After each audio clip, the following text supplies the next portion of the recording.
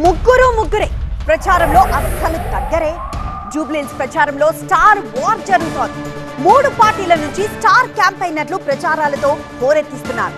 అధికార పార్టీ నుంచి ముఖ్యమంత్రి రేవంత్ రెడ్డి, బీజేపీ నుంచి కేంద్ర మంత్రి కిషన్ రెడ్డి, టీఆర్ఎస్ నుంచి ఆ పార్టీ వర్కింగ్ ప్రెసిడెంట్ కేటీఆర్ విస్తృత ప్రచారం చేస్తున్నారు.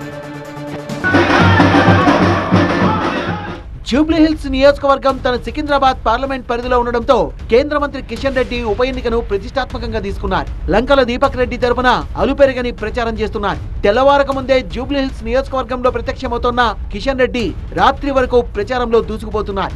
రెస్ట్ లేకుండా ప్రచారం చేస్తూ మహాపాదయాత్ర, బైక్ ర్యాలీలతో జూబ్లీహిల్స్ గల్లీ గల్లీలో ప్రచారం చేస్తున్నారు కిషన్ రెడ్డి. కమలం గుర్తుకు ఓటేయాలని ఓటర్లకు పిలుపునిస్తున్న కిషన్ రెడ్డి కేంద్రం నిధులతో నియోజకవర్గాన్ని మరింత అభివృద్ధి చేస్తామంటున్నారు. ఎన్నికలకు ముందు అనేక రకాల హామీలు ఇచ్చారు, కానీ ఏ ఒక్క హామీ అమలు చేయలేదు.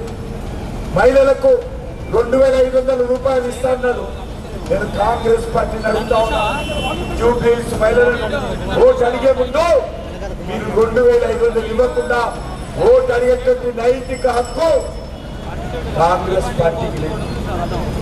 జూబ్లీహిల్స్ లో ఏ ఒక్క ఆడబిడ్డకు తులం బంగారం ఇవ్వలేదు.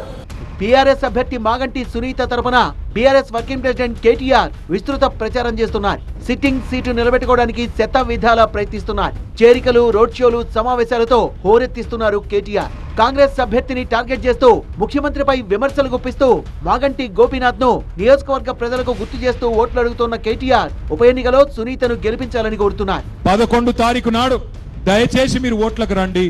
ఎందుకంటే మీరు ఓట్లు లేకపోతే రేవంత్ రెడ్డి ప్లానింగ్ చేస్తున్నాడంట, దొంగ ఓట్లు వేయించే ప్లాన్ చేస్తున్నాడు. మీరు ఓట్లకు రాకపోతే మీ ఓటు వేరే ఓటు వేస్తాడు.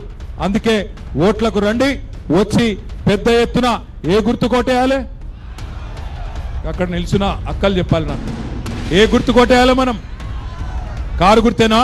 పైకెళ్ళి 3వ number, 3 number pay high car, బాకీ సబ్ బేకార్.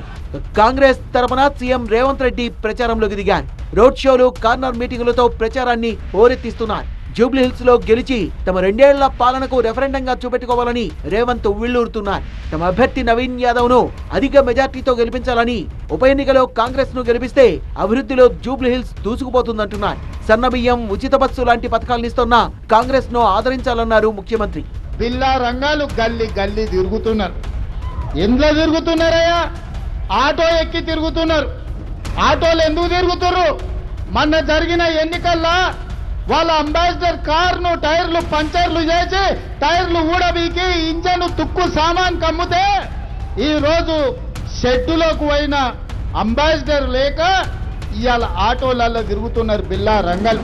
3 సార్లు జూబ్లీహిల్స్ నుంచి ఎమ్మెల్యేగా నెగ్గింది మీ పార్టీ కదా. మరి 10 ఏళ్ళు ఈ సమస్యలు పరిష్కరించలేదంటే 10 ఏళ్ళు నువ్వు నీ అయ్యా ఈ జూబ్లీహిల్స్ కు చేసిన అన్యాయం కాదా అని నేను అడుగుతున్న ఈ సందర్భంగా. 3 పార్టీల నుంచి 3 కీలక నేతలు జూబ్లీహిల్స్ లో క్యాంపెయిన్ ను హోరెత్తిస్తున్నారు. మరి 3లో ఎవరు ఛాంపియన్ గా మిగులుతారో చూడాలి.